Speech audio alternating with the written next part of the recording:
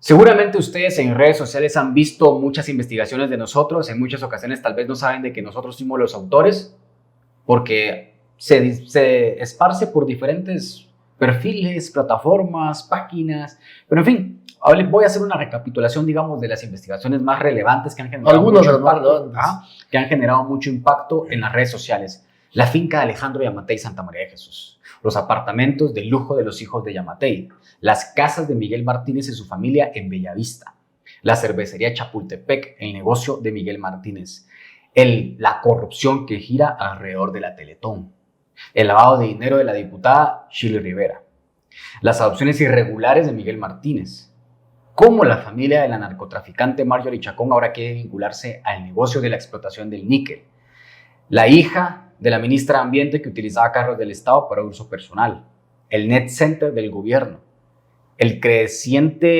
desproporcionado de la palma de aceite en Guatemala y cómo una familia de azucareros de Grupo Campoyo financiaba varios partidos políticos en Guatemala. Digamos que esas son de algunas de las investigaciones que han generado mucho impacto y que seguramente usted las ha leído en diferentes redes sociales, las ha visto, las ha leído en diferentes redes sociales y también seguramente las ha leído en Vox Populi. Muchas investigaciones, aquí me quedo corto, son más de 100 investigaciones que se han publicado a lo largo de estos 5 años, pero son, digamos, parte de las investigaciones que han generado mucho impacto en el ámbito político y en redes sociales. Seguramente ustedes, como les digo, las han visto. Pero bueno, eso seguimos trabajando en eso y Marvin, particularmente todas esas investigaciones que hemos hecho durante los 5 años, ¿cuál es la que más te ha gustado? ¿Cuáles son las que más te han gustado? Ya sea por la forma en cómo las investigamos o por el impacto que tuvo o los resultados conseguidos. Bueno, yo creo que ahí, digamos, hay investigaciones, escoger una es muy difícil, ¿verdad, Sonny? Pero creo que el caso de la finca de Alejandro Yamatei es un reportaje que nos llevó mucho tiempo, por un lado.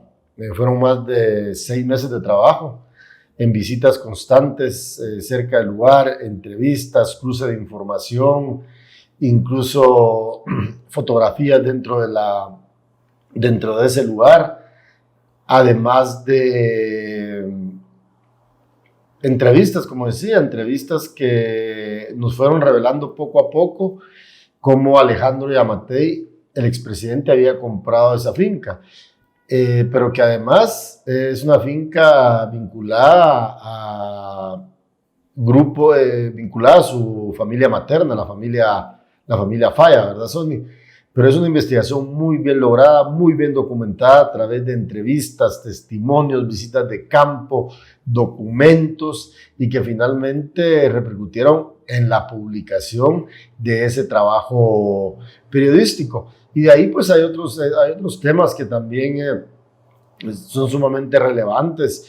El tema de, no sé, a mi criterio, el de la cervecería Chapultepec también es un muy buen tema, por mencionar dos reportajes. Y ahí, pues, en esos reportajes lo que se hace es explicar cómo Luis Miguel Martínez adquirió la franquicia de la cervecería Chapultepec y que administran sus 2 mejores amigos, ¿verdad?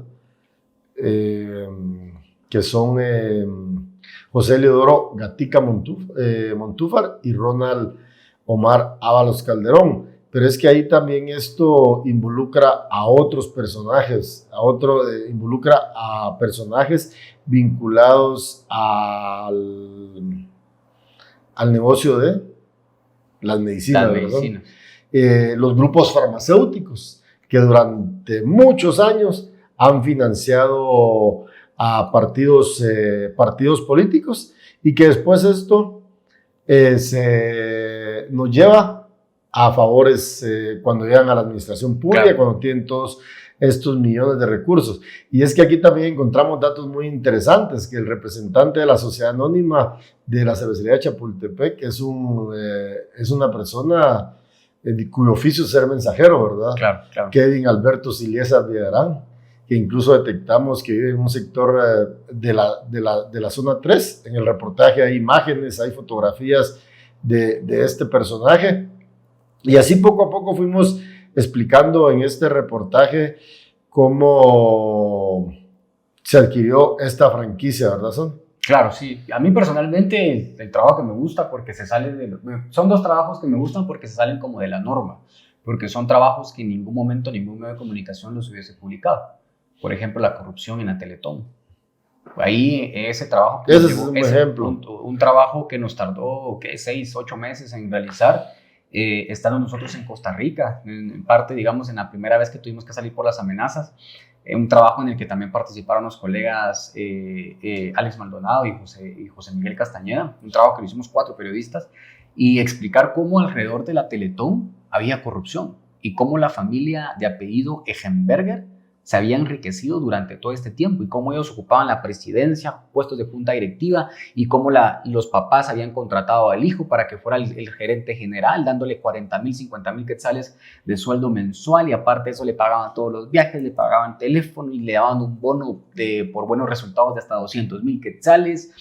Y en fin, o sea, y que ellos habían fundado una empresa y que llevaban las redes sociales de la Teletón y toda la comunicación, en fin. Entonces nos dábamos cuenta de que el tema de la Teletón no era como ellos lo vendían, no recaudaban tantos millones como ellos lo vendían, era una farsa. O sea, es una farsa cómo esta familia miente a la gente todos los años con el tema de la Teletón. Entonces, a mí me gustó personalmente esta investigación porque se dividió en 4 partes todavía y eran textos completos, eran grandes explicando cómo estaba todo esto.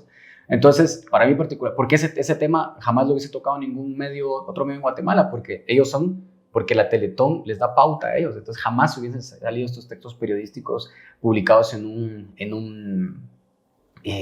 uno de esos medios, y por eso creo que es la importancia y la relevancia.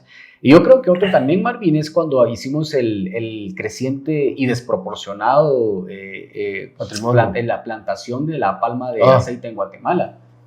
Otro tema que en ningún medio de comunicación hubiese salido. ¿Por qué? Porque el grupo JAME, que es, digamos, con el que se concentra mucho la investigación esa que hicimos, es uno de los principales también que pautan en los grandes medios de comunicación. Con sus múltiples empresas. Con sus múltiples empresas. Entonces, por las plantaciones que tienen también de banano, azúcar y todo esto. Entonces, pero nosotros hablando sobre la palma de aceite explicamos cómo creció de forma desproporcionada en Guatemala y cómo ese crecimiento ha afectado a comunidades en diferentes departamentos del país, en municipios, y cómo hay muchas comunidades que están rodeadas por plantaciones de palma de aceite, y cómo explicamos cómo la palma de aceite desvían ríos, cómo los contaminan y cómo ese desvío de ríos afecta a las comunidades que viven a sus alrededores. Y no solo eso, también explicamos de cómo esta industria de la palma de aceite, específicamente el grupo JAME, también pagaba sueldos que no estaban dentro de la ley, o sea, no pagaban sueldos mínimos, y que ellos decían de que invertían en las comunidades, lo que era totalmente falso, y eso quedó evidenciado en nuestro texto periodístico. Entonces,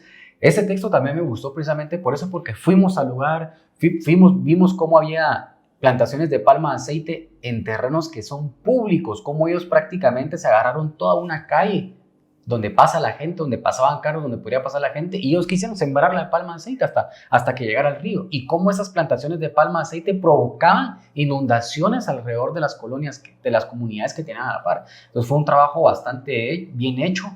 Nos fuimos a meter a esos lugares corriendo el riesgo de que pasaran muchas cosas. Tuvimos también el apoyo de muchas personas en esta investigación, pero para mí, digamos, esos son dos textos periodísticos que me gustan mucho, porque yo sé que ningún otro medio hubiese salido publicado precisamente por la presión que provocan estos sectores en los medios de comunicación. Claro, y es que como estos grupos de la agroindustria siempre son uno de los grupos más poderosos del país, porque financian partidos políticos, claro, ponen diputados, ponen ministros, y es ahí donde el periodismo independiente también tiene que poner sus ojos. El periodismo independiente tiene que fijarse en esto, en los grupos de poder que giran alrededor del poder político. Y esos son 4 ejemplos de investigaciones, pero ustedes pueden ingresar a voxpopuliwate.com. Ahí en pantalla abajito les va a aparecer voxpopuliwate.com para que puedan leer nuestras investigaciones periodísticas.